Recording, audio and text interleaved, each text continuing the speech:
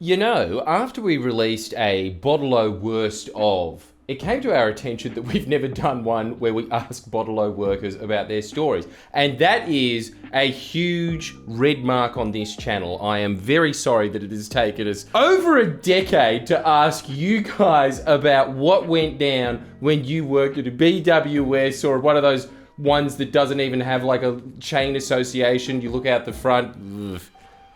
A lot of homeless people out here. I mean, like, how did we not ask you about this before? That's on us. Without further ado, let's get into it because, damn it, it's been too long. Bottle-O workers, confess your sins.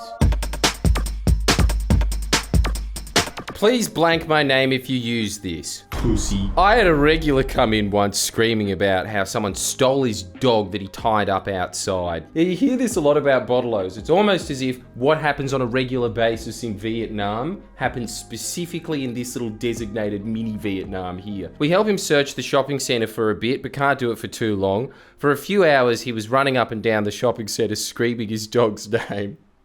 Of course, the true regular he is, priorities matter, and he got a carton to drink while running. The joke of Homer and the Simpsons looking for Lisa. Lisa! Where is she? Next day he comes in and says his dog was still at home and he never tied it up outside. Well, this confess their sins is very promising, isn't it? That didn't need any commentary at all. They rate themselves. Either that or I'm delirious because I'm sick yet again. It's planes, I'm telling you. That's the life of a traveling comic. Your entire life is just at the mercy of that little air tube. And you can catch what I have next by catching me live at wherever I'm going next. In the words of Ben Lee, catch my disease. No, but in all seriousness, there's a 10-day gap before I start performing again. So in the meantime... I cunt a shit. Fuck you for making me sick. Always rough being on a first name basis in a Bottle-O. Yeah, see, I've always wondered this about Bottle-O workers. Guys, is your life this Mitchell and Webb sketch? I think I might just crack this open and drink it here on the step of your shop. Of course, Hugh. And why don't you lie down on the pavement afterwards if you're feeling a little bit sleepy? What an excellent idea. See you tomorrow, John. See you tomorrow, Hugh. But you know, because it's Australia, less classy, but oddly more philosophical. Yeah, social worker said I've got a drinking problem. I said, mate, everyone's got problems. That's why I drink, to forget my problems. Yeah, you said that last time, Bruce. Yep, cheers to that.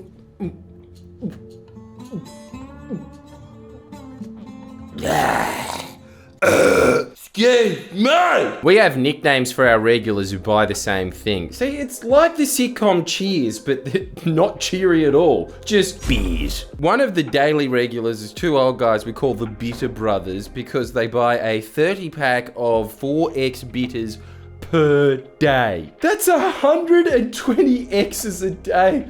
Don't you think you mix it up with something else? Wouldn't you get tight? Because let's just go through that in a month. That's 3,600 X's a month. Not enough. Yeah, what my brother said at exactly the same time. It's not enough bitters. The Bitter Brothers. Not on Stan, just pissing off a guy called Stan. There's the Boon Rock lady, the Lambrucho lady, Mocky Man, Jimmy's fella. Don't you think the Jimmy's fella looks exactly like me when I'm sick, but with a way more cracked face? Like...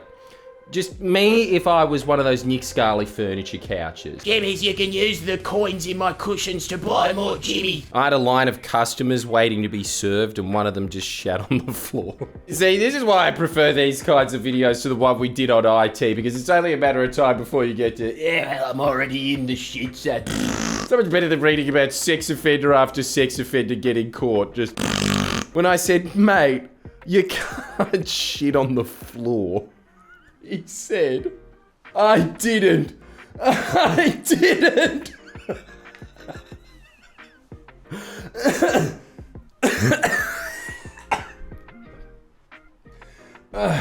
You gotta get one of these when you're sick. Wonder if this counts as drug use for monetization on YouTube. No, well, let's find out. My mother worked in Liquorland for a bit in a small/dodgy suburb in Perth, and she came home with the wildest story.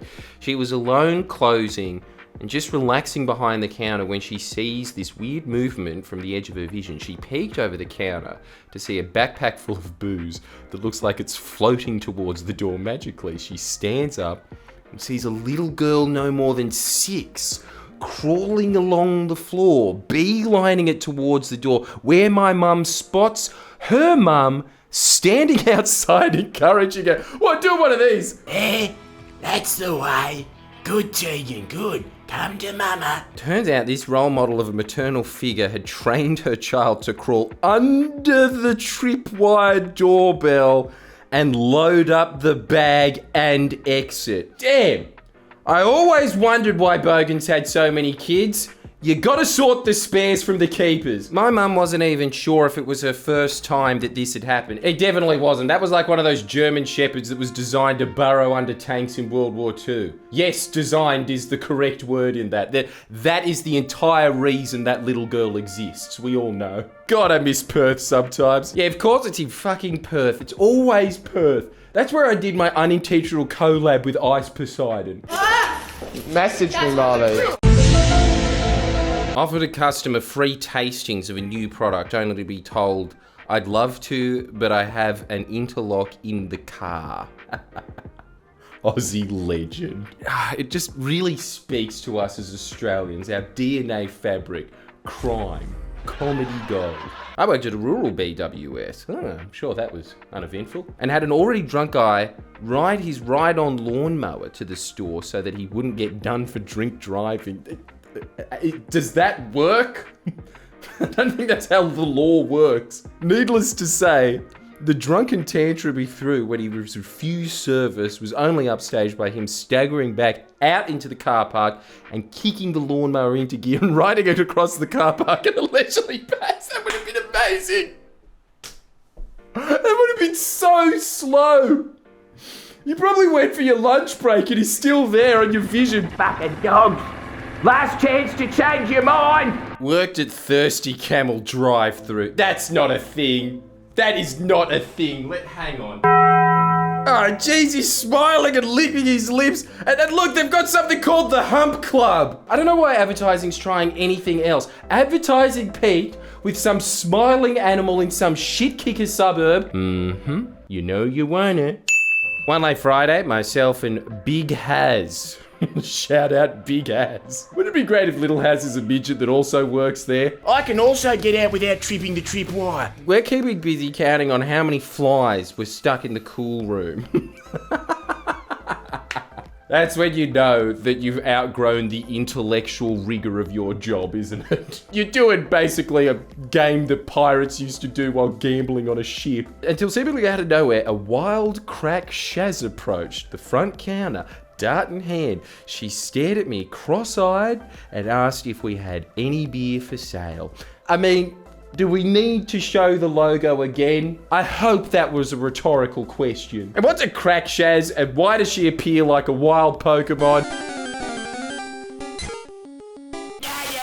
As I turned around to point out the 6 different fridges, all displaying 30 different beer brands each, she proceeded to piss herself through her jeans. I knew we'd get another one in before the end. Stood there until she'd finished urinating, only to start hobbling away while yelling, I knew you were lying. Who's lying? Don't you think this about crackheads when they just yell out random sentences like, Take it off me.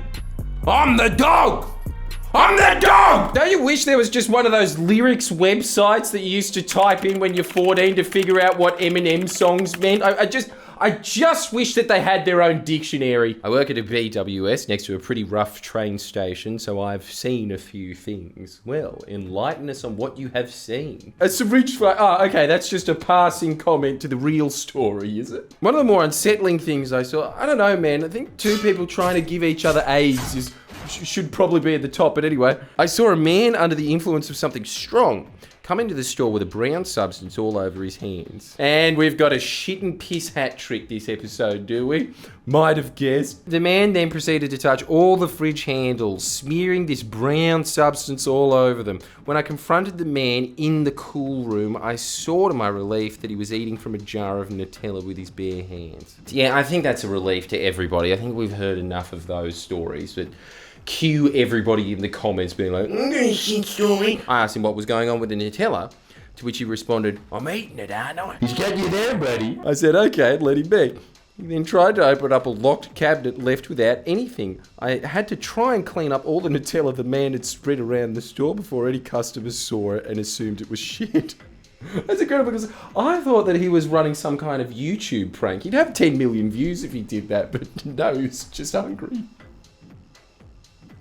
And also, can I just point this out? How is that more disturbing than the syringe fight? Look, it would be remiss of my duties if I didn't say, I think there's a round 2 in this one. So if you did work at a bottle-o and you missed your opportunity, here's your second chance. Write in the comments your stories of working at a bottle-o because there's probably too many to tell. And then the other one that we're very interested in, get up the logo because this one's very exciting. You ready? Here it is. On a plane. Flight attendants, pilots, I'm sure you've got some shockers. They can't all be the greatest customers of all time, babies. That's the pinned comment. Bottle-o stories, you just disperse them amongst the regular comments and don't worry. Wherever there is an opportunity for Friendlyjordies to laugh at Australians acting like asses, Friendlyjordies will be there. We will find you. Can you get a cunter shirt?